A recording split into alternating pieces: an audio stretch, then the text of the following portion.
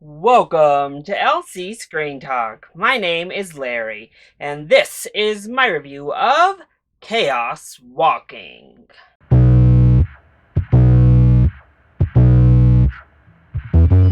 Chaos Walking is a 2021 sci-fi adventure film directed by Doug Liman. It is based off of the Chaos Walking trilogy novels, in which our film follows Todd, a young man who has been led to believe that the spackle species has wiped out all of the women on Earth and led to the men having their noise be exposed. But one day, when a female crash lands on Earth, Todd's entire world is flipped upside down as he does whatever it takes to save her. So, Chaos Walking is one of those films that has been in production hell for years. The film was initially announced way back in 2011 as an adaptation of the novel series. Then it finished production in 2017 and was set to release as early as 2019.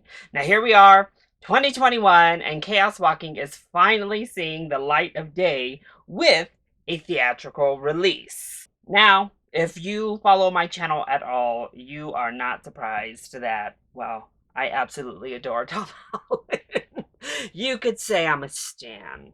But certainly, over the last several years, Tom Holland's career has taken some interesting turns with some fantastic films, some amazing performances, some great voice work, and some really questionable projects, including 2020's Doolittle. However, he's also made some daring choices, but amongst one of the most troubling productions he's been part of, we have Chaos Walking, which has struggled to even find a release date and was rumored at one point to be completely scrapped from Lionsgate. However, they made some tweaks, they made some adjustments, and here it is. And honestly, with a $100 million budget, a director like Doug Liman behind the camera, and this stellar all-star cast, I struggle to see how they couldn't put this out some way, somehow. And honestly, I thought the trailer was pretty fun. I've been looking forward to this film, and I was holding out optimism that it would at least exceed some pretty low expectations. And ultimately, I think it did. I would categorize Chaos Walking in the mediocre young adult landscape. There have certainly been much worse to be released, while this one doesn't come anywhere near the top of the genre. So let's go ahead and talk about the positives first.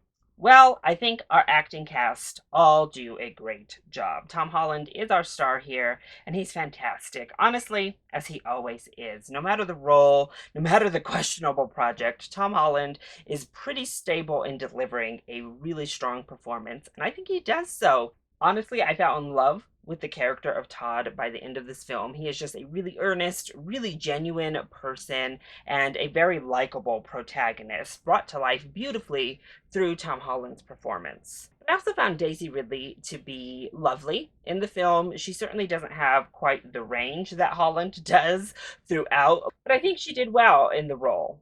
We have Cynthia Erivo, who kills it here, and I actually loved her character and wish we could have spent more time with her. Nick Jonas is fine. Mads Mikkelsen is fine. David Oyelowo is actually quite intimidating. It's not one of his best performances, but I think it was effective enough. Overall, the acting from this amazing cast gets the job done and makes the characters feel a bit lived in. I also think the lore and the subject, this idea is really interesting. I think the idea of the noise, the men's thoughts being brought to life, was really well handled and a very intriguing concept to begin, but one that was implemented very well. It made for a beautiful visual throughout the film and some really interesting visual moments as we move throughout. I liked it.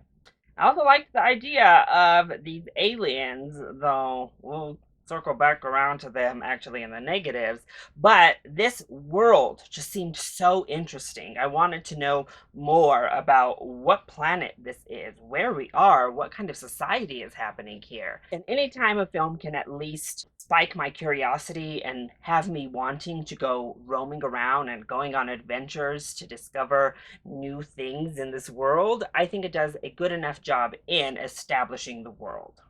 Plus, I'm just going to be honest, I would be remiss if I didn't at least give a vague shout out to one scene particularly that definitely bumped the film up a grade in my book. I'm not going to say any more, but if you are a fan of Tom Holland, definitely make sure to go see Chaos Walking. There is a pleasant surprise waiting.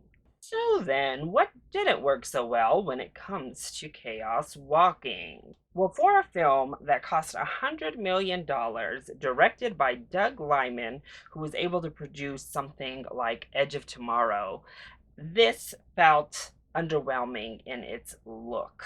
While all of the world building blocks were there, the basis for an interesting landscape was present, we just never fully realized almost any of it. And the film itself, when it came to cinematography and color grading, the overall aesthetic was very, very drab. At points, it kind of just looked a little bit ugly, and oftentimes it actually looked quite cheap, and the direction and cinematography really didn't elevate the film, and at points it actually felt like it hindered it. In addition, the screenplay is too shallow. We don't go deep enough with the characters outside of Tom Holland. We don't explore enough about Daisy Ridley's character. We don't explore enough about any of these other people. Particularly Mads Mikkelsen and his mayor character had a lot, I feel, under the surface that would have made for a really compelling character. And instead, it just stayed so flat, and that was disappointing. Same thing with Cynthia Erivo's character. Same thing with David Oyelowo's character. Everybody outside of Tom Holland's character was really one-dimensional and shallowly written. Plus, I mentioned those aliens, which I think the glimpse we got of them was cool. Their like land looked amazing, and the visual effects on most of these sci-fi elements was actually quite good. However, we get nothing with that species. They're called the Spackle. We reference them and we see them at one point, but we just get nothing about what they are, who they are, what they're doing. We get kind of a throwaway line to bring perspective from Daisy Ridley. That was possibly one of the biggest letdowns for me of the entire film, was just all of this wasted potential, and especially when it came to the Spackle. Not to mention the dialogue also isn't great. A lot of what makes Todd so endearing and lovable as a character is Tom Holland's performance and his ability to really inject personality and relatability into this character. But unfortunately, just the script at large doesn't work. It doesn't give us much. The dialogue isn't great. And unfortunately, with that kind of drab script, with the kind of drab directing, with the very blah cinematography, there are stretches of this film where you're just left unamused and uninterested. We get these fun moments, we get these great connecting moments, but then we'll go on stretches where not much is really happening and you're not really caring about what it is that you're watching. But overall, I think that Chaos Walking is solid. I think it is a film that Tom Holland fans are going to love, and other fans of YA novel adaptations are going to have a good enough time with. It is certainly not on the level of Hunger Games, Harry Potter, or even the Maze Runner series. There's enough lore in here, there's enough relationship aspects that I think it's worthwhile for fans of the genre. However, if you are tired of YA dystopian future adaptation films, you can skip Chaos Walking. It offers nothing new in the genre that would reel you back in. And just at large, I think you can wait for this to become available to rent and watch it at home. There's no need to pay the theater prices and risk it by going out to the movies.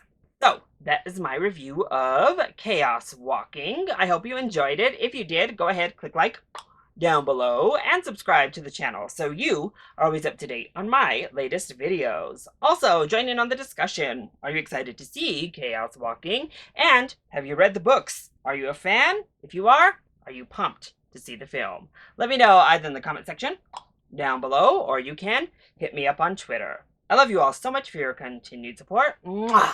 Thank you for watching, and I'll see you next time. Bye!